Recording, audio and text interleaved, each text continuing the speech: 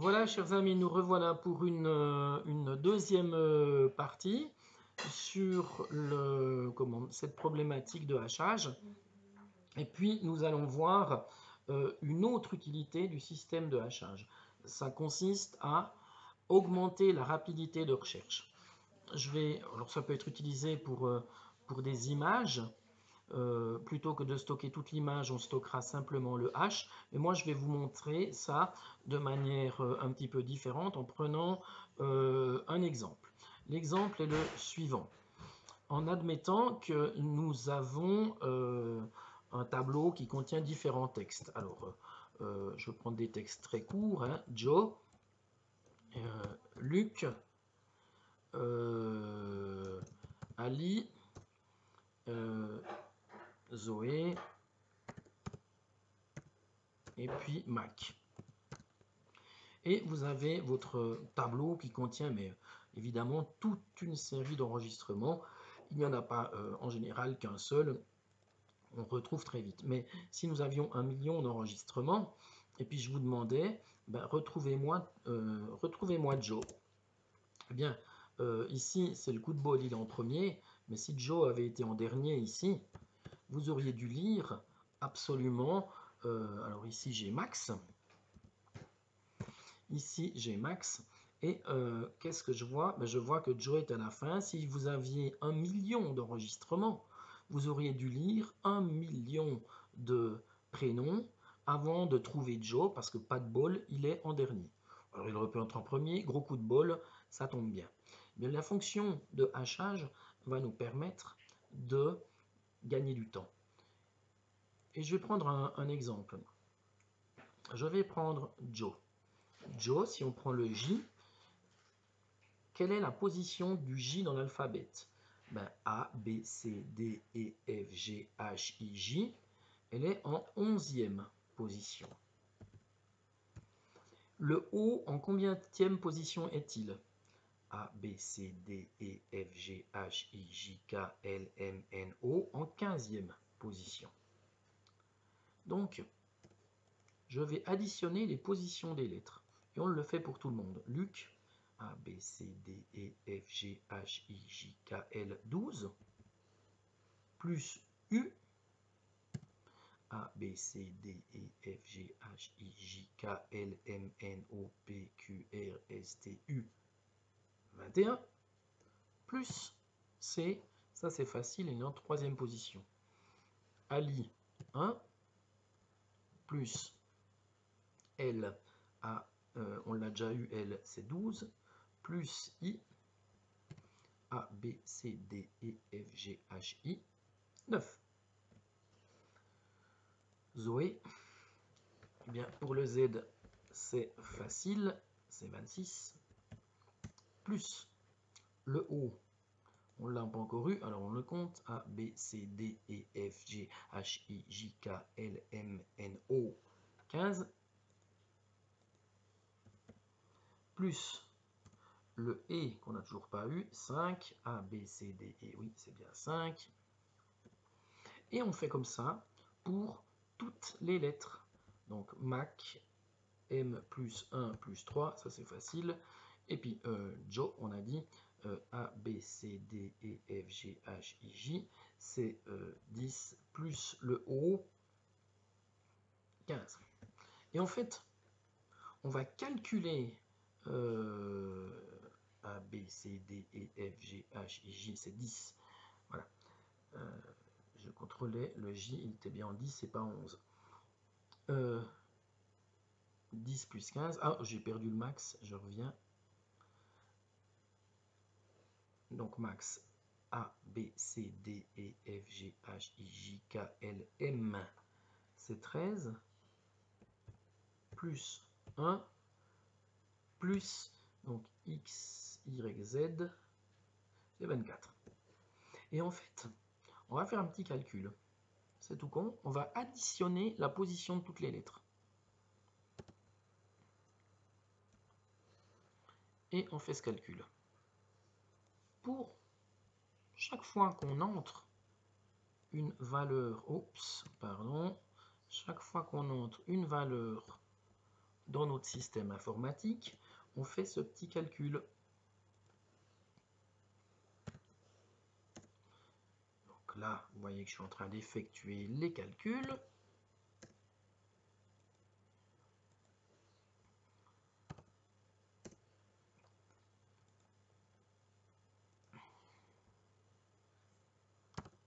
Donc j'ai calculé ce qu'on appelle la clé de hachage.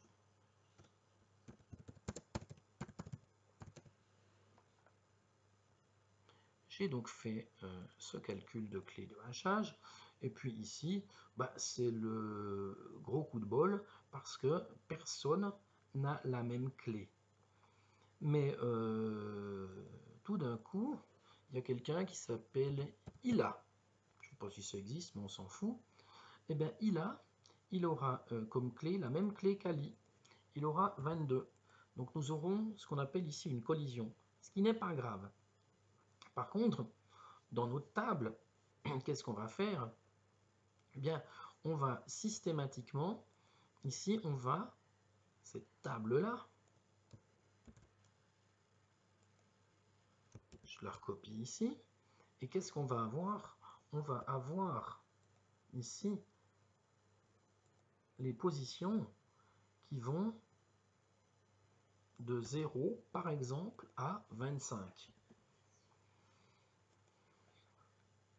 Et qu'est-ce que je vais faire? 0 à 25, c'est la position, et je vais faire le calcul du hachage. Calcul du h, et puis ici, je vais utiliser le modulo 26. Pardon. Alors, ce n'est pas une clé qui est super balèze, mais pour les explications, elle suffit. Et qu'est-ce que je vais dire? Modulo 26, 38 modulo 26, qu'est-ce que j'obtiens? 38 divisé par 26, ça fait une fois, reste 12. 36 reste 10. 22 reste 22. 46 reste 20. 15 reste 15. 22 reste 22. Et 25 reste 25. Ce qui fait que ici, j'aurai mes positions dans mon tableau et je vais organiser mon tableau de la manière suivante. Voilà, donc je fais mon petit tableau ici, je vais vous faire ça propre, hein, tant qu'à faire. Voilà, et qu'est-ce qu'on va dire? Ah, Max, il est en position 12. Donc on mettra Max ici. Et puis, Luc, on le met en position 10. On le met ici. Puis je continue. Ali, je le mets en position 22. Et puis, Zoé, je la mets en position 20.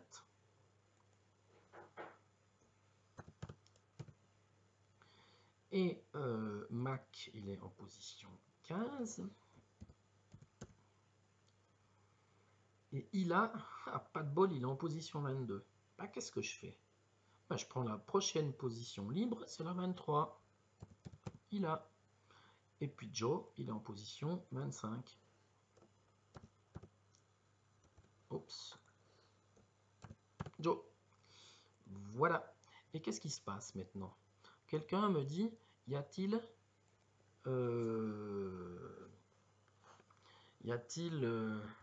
Toto dans le système? Là, qu'est-ce que je fais? Je prends Toto. Donc je recherche, je fais l'addition. Toto, T, donc A, B, C, D, E, F, G, H, I, J, K, L, M, N, O, P, Q, R, S, T, c'est 20. Le O, A, B, C, D, E, F, G, H, I, J, K, L, M, N, O, en position 15.